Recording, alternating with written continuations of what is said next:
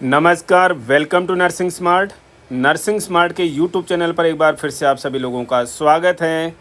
आज के इस सेशन में हम देखेंगे रीजनिंग से रिलेटेड कुछ बहुत ही ज़्यादा इम्पोर्टेंट क्वेश्चंस जो कि DSSB के लिए संभावित है हर किसी एग्ज़ाम के लिए। तो चलिए शुरू करते हैं आज का ये सेशन। पहला क्वेश्चन है चूज द ओड वन। इनमें से जो आपको अलग दिख रहा है उसको चूज करें। ठीक है, तो इनमें से देखो तीन चीज़ें जो हैं एक तरीके की हैं, एक चीज़ जो है वो अलग तरीके की है, तो आपको उसको ऑप्ट करना है। सबसे पहला ऑप्शन है स्क्वायर। स्क्वायर कैसे बनाते हैं भाई? स्क्वायर ये होता है जिसकी चारों साइड जो है इक्वल हैं, ये स्क्वायर है। सर्किल कैसा होता है? ये सर्किल है। पैरेललोग्राम कैसा होता है भाई? आमने सामने की भुजाएं जिस तरीके से, ये तो भाई क्या बन गया, रेक्टेंगल टाइप बन गया, लेकिन ये पैरेललोग्राम हो गया। ठीक है, रेक्टेंगल, ये रेक्टेंगल हो गया। अब आपको इनमें से अलग कौन सा दिख रहा है भाई? आपको इसमें से अलग कौन सा दिख रहा है? देखो ये सारे के सारे जो हैं वो लाइनों से बने हुए हैं। सर्किल जो है ये लाइन से, मतलब इसमें लाइन से हैं, इसमें लाइन नहीं है भाई, एक सर्किल के रूप में है, तो ये एकदम अलग हो गया। रीजनिंग इसी का नाम है भाई। ऑप्शन क्या सेलेक्ट हो जाएगा? सर्किल। समझ पा रहे हैं? स्क्वायर देखो लाइन से बना हुआ है, इसमें लाइन्स हैं, इसमें लाइन्स हैं, इसमें कोई लाइन नहीं है। ठीक है, तो क्या हो गया आंसर? सर्किल। नेक्स्ट क्वेश्चन देखिए, इनमें से ओड वन कौन सा है? Eyes, nose, ears and lungs. इनमें से ओड वन कौन सा है? Eyes, nose, ears. इनका नाम सुनते हैं आपको दिमाग में क्या आ रहा है भाई? सारे के सारे क्या हैं? सेंस ऑर्गन्स हैं। लंग्स जो है रेस्पिरेटरी सिस्टम का ऑर्गन है, नोज भी रेस्पिरेटरी ऑर्गन का अंग था, ईयर अलग हो गया, लेकिन ये लंग्स जो है वो सेंस ऑर्गन नहीं है। एक तो ये रीजनिंग इसके अंदर अप्लाई होती है। दूसरा क्या है, ये तीनों के तीनों, ईयर, नोज एंड ईयर्स, ये तीनों के तीनों बॉडी के एक्सटर्नल ऑर्गन्स हैं, लेकिन लंग्स जो है वो इंटरनल ऑर्गन है। रीजनिंग की बात करोगे तो सेंस ऑर्गन वाला जो रीजनिंग है, लॉजिक है, वो ज़्यादा इम्पोर्टेंट है। इसी के साथ आपको जाना है। ऑप्शन क्या आ जाएगा? लंग्स। नेक्स्ट क्वेश्चन देखिए, इनमें से ओड वन क्या है? 27, 35, 18, 9। ये क्वेश्चन बड़ा ही गच्चा देने वाले क्वेश्चंस होते हैं। इनमें थोड़ा सा चीज़ें समझ में नहीं आती हैं। क्या है? प्रैक्टिस करोगे आराम से चीज़ें समझ में आएंगी। 27, 35, 18, 9 प्रैक्टिस होगी तो आपको समझ में आएगा कि इनमें से 27, 18 और 9 तीनों के तीनों 9 के मल्टीपल्स हैं। 9 इंटू 3, 9 इंटू 2, 9 इंटू 1। 35 जो है वो 9 का मल्टीपल नहीं है, इसलिए यही ऑप्शन करेक्ट हो गया है। नेक्स्ट क्वेश्चन देखिए, 16, 28 पेयर्स बना रखे हैं। कुछ भी देख लीजिए, 32, 84, 12, 52, ये माइनस नहीं है भाई, 49, 77। इसका मतलब क्या है? इसका मतलब देखो, आप देखते ही समझ जाओगे कि भाई 16, 28, 32, 84, 12, 52, 49, 77, ये जो नंबर है वो इन दोनों की डिजिट्स के मल्टीप्लाई करने से आ रही है। इन दोनों डिजिट्स के मल्टीप्लाई करने से आ रहा है 32। इन दोनों डिजिट्स के मल्टीप्लाई करने से आ रहा है 10। इसका मतलब ये अलग हो गया। इन दोनों डिजिट्स के मल्टीप्लाई करने से आ रहा है कितना? 49। इसका मतलब सी को छोड़ करके सारे के सारे जो दूसरा डिजिट नंबर लिखी हुई है उसके डिजिट्स का मल्टीपल है, इसलिए इसका ऑप्शन हो गया सी। नेक्स्ट क्वेश्चन में HQTZ। अब देखो ये 4 अल्फ़ाबेट लिख दिए, इन्हीं में से आपको ऑप्ट करना है कि ओड वन कौन सा है। कैसे करोगे ये चीज़ें? बहुत ज़्यादा इम्पोर्टेंट है भाई। आपको हमने बार बार बोला है, इस अल्फ़ाबेट सीरीज़ को, अल्फ़ाबेट्स को इस तरीके से आप इतना प्रैक्टिस कर लीजिए। याद करने से नहीं होंगे, प्रैक्टिस करने से होंगे, मतलब क्वेश्चंस करने से होंगे। ABCDEF आप बोलोगे सर ये क्या लिखने लग गए हो? GHIJKLMNOPQRSTUVWXYZ। ये आज की आपकी की हुई प्रैक्टिस, जो बार बार प्रैक्टिस करोगे आपको दिमाग में आ जाएगा। आपसे कोई पूछे कि अंग्रेजी जो अल्फ़ाबेट्स हैं, इंग्लिश अल्फ़ाबेट्स हैं, तीसरा अंक क्या है? सी। आपको सबको पता है, क्योंकि भी आपकी नज़र के सामने ना आपका बहुत ज़्यादा यूज होने वाला है। आपसे कोई उठा के पूछ ले भी पी कितने नंबर पर आता है, तो आप वहीं पर गच्चा खा जाते हो, क्योंकि साहब वो इतने हैबिचुअल नहीं हो आप इस चीज़ के लिए। इसलिए आप जितनी प्रैक्टिस करोगे तो आपको थोड़े दिनों में ये भी पता लग जाएगा कि पी इतने नंबर पे आता है, क्योंकि किसी क्वेश्चन में आप पी का पढ़ोगे, किसी में क्यू का, किसी में एल का, किसी में के का। तो जितने क्वेश्चन आप कर लोगे तो आपको चीज़ें याद हो जाएंगी। यहाँ पर देखिए एच, इस तरीके के लिखे हुए हैं तो सबसे पहले इनकी पोजिशनल वैल्यूज पे जाइए। 1 2 3 4 5 6 7 8, 8 नंबर पर आया कौन भाई? एच। क्लियर है?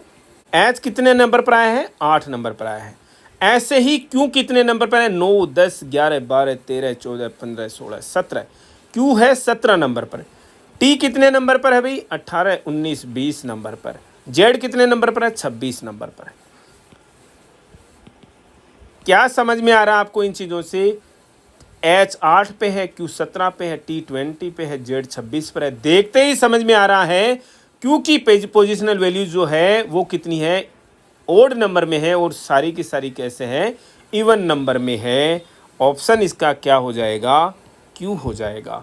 एच की पोजीशन 8 पे है, टी की पोजीशन जो है वो 20 पे है, जेड की पोजीशन 26 पे है, क्यू की पोजीशन जो है 17 पे है। तो यही केवल ओड वन है, ओड नंबर है, और सारे के सारे इवन हैं। तो क्लियर है, ऑप्शन यही होगा।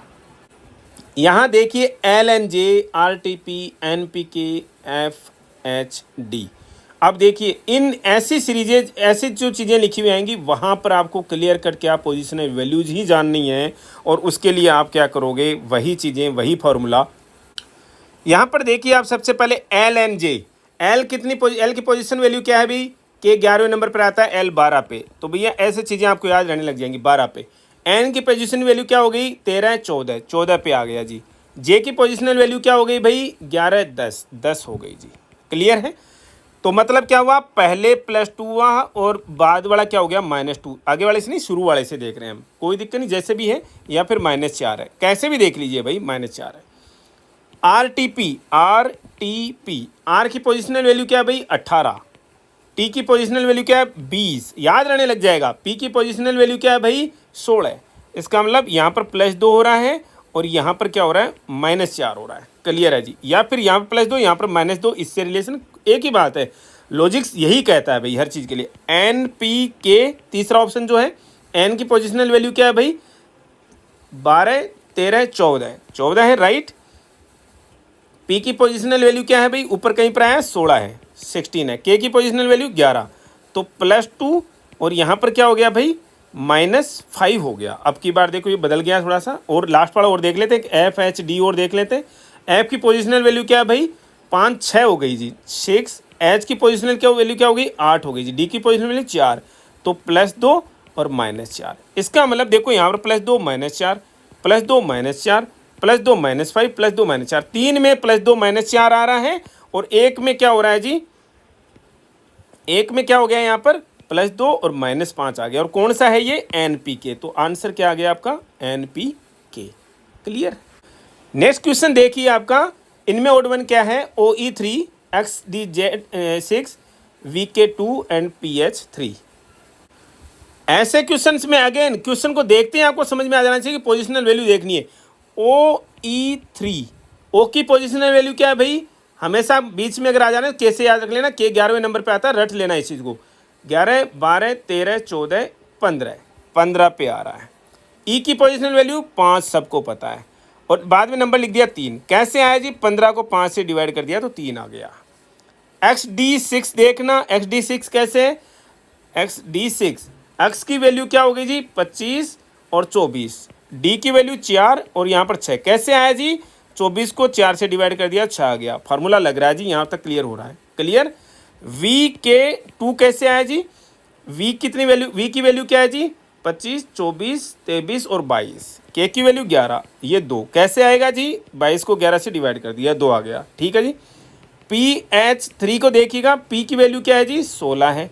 एच की वैल्यू क्या है जी? 8 है, और क्या लिखना है लास्ट में? 3। 16 को 8 से डिवाइड करेंगे तो 2 आना चाहिए था, यहाँ पर 3 लिखा हुआ है, इसका मतलब यही ओड वन है। क्लियर है? आपको आंसर मिल गया है।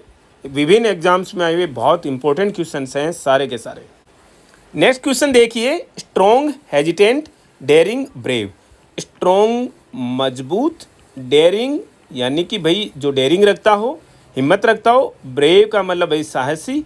ये सारे के सारे सिनोनिम्स हैं अपने आप में, सिनोनिम्स हैं। हेजिटेंट का मतलब संकोची आदमी, झिझकने वाला, ठीक है ना, जो डरता है थोड़ा सा, ठीक है ना, संकोची। इसका मतलब ये एक तरीके से स्ट्रॉन्ग, डेयरिंग, ब्रेव का क्या हो गया? एंटोनिम हो गया। ये तीन जो हैं, स्ट्रॉन्ग, डेयरिंग और ब्रेव, अपने आप में सिनोनिम्स हैं। हेजिटेंट जो एंटोनिम हो गया, इसका मतलब यही ओड वन है। यहाँ पर देखिए क्या, मारीगोल्ड, मारीगोल्ड को नॉर्थ इंडिया में क्या बोलते हैं भाई, हजारा का फूल बोलते हैं ना, वही वाला बड़े से वाला जो हजारा का जो फूल होता है वही होता है। ट्यूलिप के फूल को सभी जानते हैं, लोटस को सभी जानते हैं, रोज को सभी जानते हैं। इससे क्या समझ में आ रहा है, मारीगोल्ड, ट्यूलिप, रोज जो है सारे के सारे लैंड के फ्लावर्स हैं, लैंड पर उगने वाले फ्लावर्स हैं। लेकिन लोटस जो है वो पानी में उगने वाला फ्लावर है, राइट। तो ये यहाँ पर ओड वन हो गया। नेक्स्ट क्वेश्चन देखिए, MTF SLE RKD UNG, आपकी सीरीज की जरूरत पड़ेगी और देख लीजिएगा कैसे आपको इसको यूटिलाइज करना है। MTF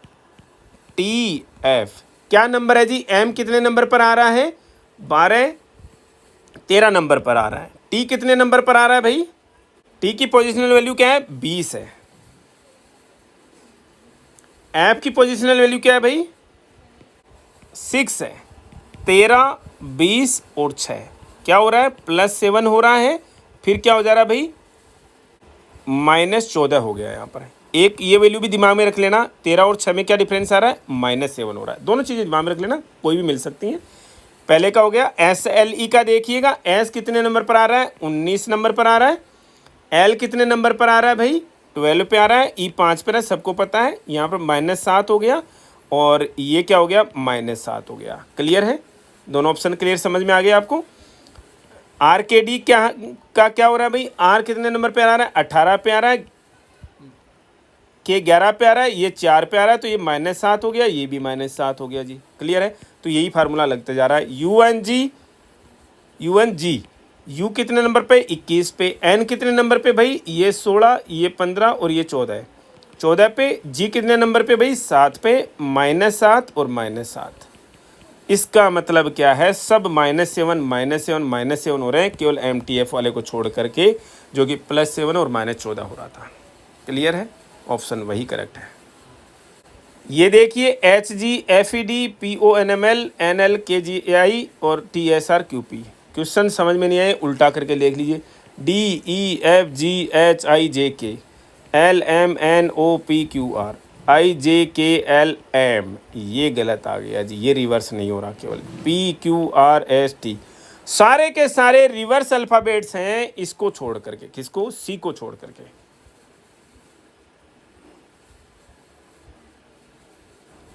नेक्स्ट क्वेश्चन देखिए, 144 169 256 289, देखते ही पता लग जाना चाहिए। 144 12 का स्क्वायर है, ये 13 का स्क्वायर है।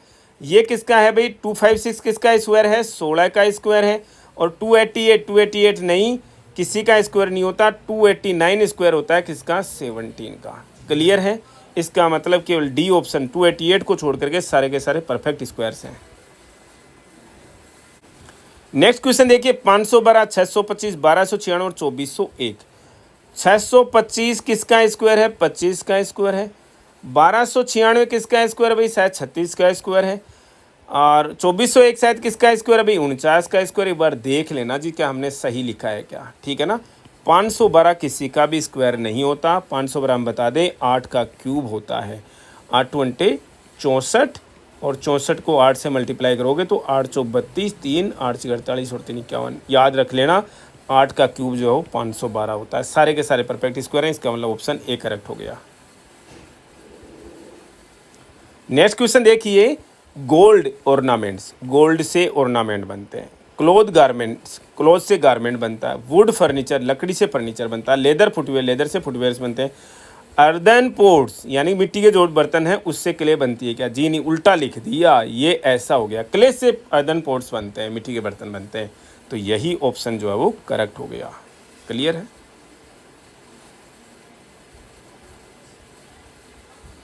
नेक्स्ट क्वेश्चन देखिए, ब्रॉड वाइड, ब्रॉड बहुत बड़ा, ठीक ना, वाइड एक जैसे ही, मतलब एक दूसरे के क्या है, सिनोनिम्स ही हैं, एक जैसे मीनिंग के हैं।